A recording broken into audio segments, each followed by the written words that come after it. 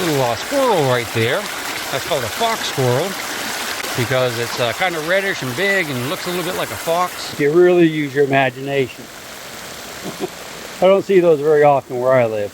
So I'm out hiking along the creek today, and I was going to do a little detecting, you know, metal detecting, looking for stuff.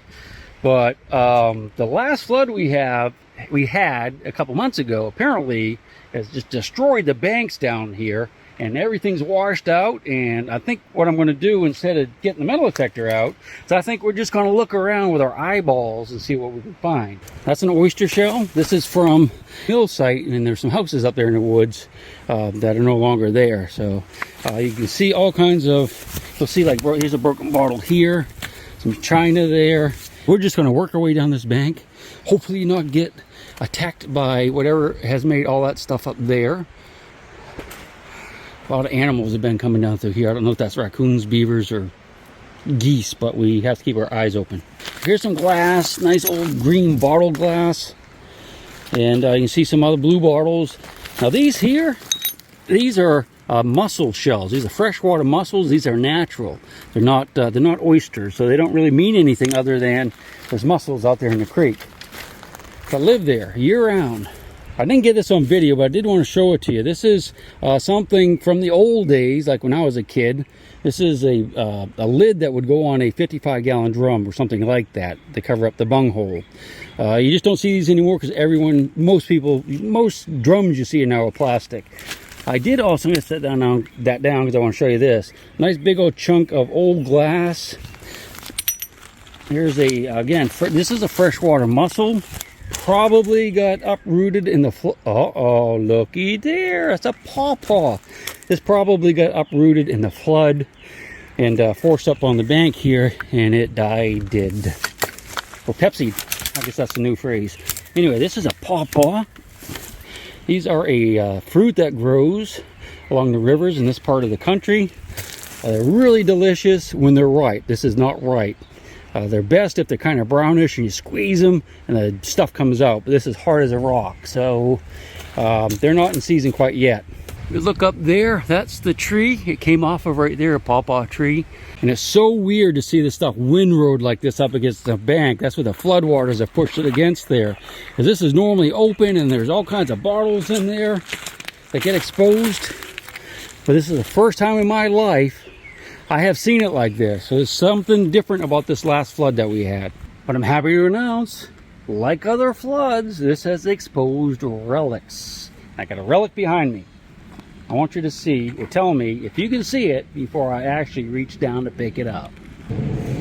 It's somewhere down in this area, and we're going to zoom in there. I'm going to walk closer, and as I walk closer, I'm going to look for others, okay? Now, this is a genuine relic that almost everyone out there who's watching this video would love to find, and I guarantee some of you guys are going to be very jealous.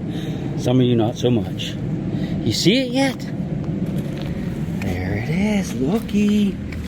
That, my friend, right there, that thing right there is a genuine American Civil War bullet, 58 caliber mini ball, and it's just laying there for us to pick up. Isn't that cool? There's a spike here. Some of you might have seen that. I just actually missed that until just now.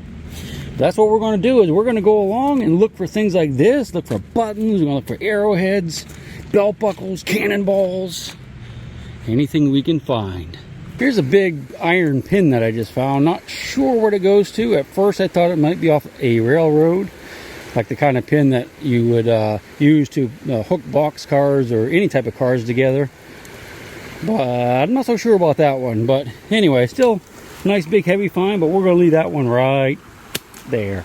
This is an interesting little washout right here at my feet. Let's look through here real quick, and I'll show you a few things that I'm seeing. First off, there's you notice that there is heavy iron laying here. That's a big old weird spiky looking thing. I'm not sure what it went to, but you can see some nails and things, so that tells me that a lot of this loose dirt has been washed away in the flood, and the heavier stuff was left behind.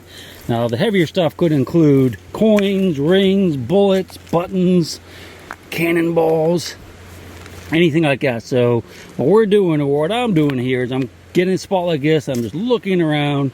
I guarantee I missed stuff. But here's another spike here. So you need to really look through these little nooks and crannies for, basically what I'm looking for is different colors. I'm looking for the green of brass or the white of lead. Sometimes these little shells will fool you. Oh, looky, there's a bullet right there. That's a piece of lead. You can see it's kind of a different color than everything else, but it is going to be fairly modern 22 caliber bullet. Probably somebody out here hunting squirrels or something. It's an odd shape right there, but I suspect that's just a rock. Yeah, it's a cracked open rock. It could be fire cracked. So that's all I'm doing really, just looking through stuff like this where the heavy stuff has been left behind. Kind of weird right here. You can see this is a big bank that's been chewed up from the floods. And several feet underneath, there's these stacked stones. Now those stones shouldn't be stacked like that if that was natural. You can see they're right on top of each other, and I suspect that's probably from the American Indians back in the day. This is called like a redware. This could date to the 1700s or 1800s. And there's quite a bit. There's more pieces here, more pieces here. And the reason it's still here, not washed away, is because it's coming out of this bank right here when it floods. It's coming down to here. And like those bricks even, you can see pieces of brick. Well, this will get washed away eventually. But the heavy stuff should remain. Look at the bricks. See these bricks? It's either a brick or a burned stone is washed out of the bank. Some oyster shells. Is that a tooth? Yeah, that's a tooth. It's probably off of a cow or something they ate. A lot of pottery in here. Pretty stuff. Pick a few of them up at least. But I'm not seeing any buttons or anything like that yet. Let me set this down. This is definitely a Native American piece of stone that's been worked. Chert or flint. You see how many times it's been struck up there a bunch of times. So definitely could find some arrowheads right here. And I have found them here before. Is that one? That's probably just a piece of that stone, that soft stone. Pretty sure. So we're going to get the metal detector out. And we're going to metal detect this area right here because I want to test to see if there's actually metal there, because we should have seen stuff. There's enough stuff washed out of that bank that we should be seeing artifacts.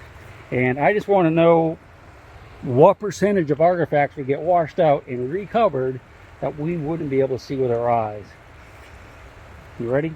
Alright, so we're using the Garrett AT Max today, having a zero program, zero discrimination. I want to be able to hear that iron, maximum sensitivity, and I have my headphones on. We're just going to work our way up along the bank, take maybe 10 or 15 minutes, unless we find a bunch of stuff. So I've worked my way about halfway up the bank, and I haven't really found much. I'm just finding stuff like this, and this is like an old hand-forged hinge. But, of course, it's iron, but I got to dig iron stuff because I found, pieces of muskets and cannonballs down here. But I've got a signal or two right here that might be interesting. Oh, there's something right there. Okay, that's probably one of the targets I'm hearing. And that is a flat piece of iron that's probably a top to some type of old can, I would guess by looking at it. That's where I set away. I'm going to throw that for there for now. I'm actually going to take that with me because that's pretty cool. But I had a little squeaker in here too. Right there. Unfortunately, I think I can see it. I think it's a piece of copper wire. Yeah, it's just copper wire. No. You could have probably eyeballed that if you're pay a little more attention. Boy, I don't know if you can hear that iron in here or not, but there's tons of iron. Nothing good though. See how high that is? I don't think it's going to be very deep. I'm just going to poke around my finger for a minute. And if we don't get it now, then I'll get my pick. Alright. I don't see anything, do you? No, it's still buried. That's good. Come here, Bubby. We'll get that piece of lead or whatever that thing is in a minute. Alright. Should be right about here, so I'm going to just kind of loosen this up a little bit. And then we'll just pull the loose dirt out. Yeah, I see something right there. I hope that's not aluminum. Oh, wow. It is. Another big chunk of melted aluminum from a campfire. And as you can hear, they read really, really high. Even though it's aluminum, and aluminum normally reads low, when it's melted like that, I mean, that's 87, 85. So I'll pick that up in a minute, but let's go ahead and grab this thing real quick. You see it's wedged down in this rock right here. And that's melted lead right there. It's a lot heavier.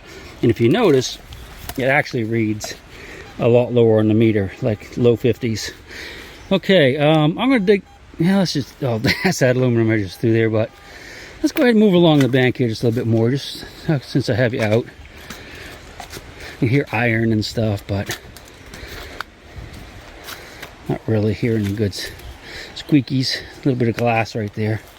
We didn't really miss much eyeballing, did we? Only really a piece of lead, and that brass wire was probably, copper wire was probably sticking out of the ground. Something big there, but it's junk. Let's see, here's a piece of quartz. And this is something that they brought in here to work on to make artifacts. You know, spear points, scrapers, arrowheads, stuff like that. You just don't find a lot of that. That's a piece that's been shattered and broken open. That's a spall, I guess you would call it. That's a nettle right there. With those little things on it like that, little hairy looking. It's got those things. If you rub against those with your bare skin, you'll wish you hadn't. It's just really, it's fiery, painful actually. Feels like your leg's on fire. Some more of this quartz. This has definitely been brought in too. Well guys, that looks like that's my big find of the day. Well, I did find a bullet. So I guess we'll just go ahead and call it a day. Like I said, I've been looking for about an hour or so since the last time I talked to you. I haven't really found much or seen much of interest, but we did find one Civil War bullet, and that's pretty good when you're just eyeballing for stuff. So I think it was a pretty successful day. All right, we'll see you in the next one. And I'll rock you until I go to sleep. She'll shake the coins from your pocket, take your gold chain and your locket. Mother Earth has no sympathy. She'll take the ring from your hand and bury it in the sand and keep it for eternity.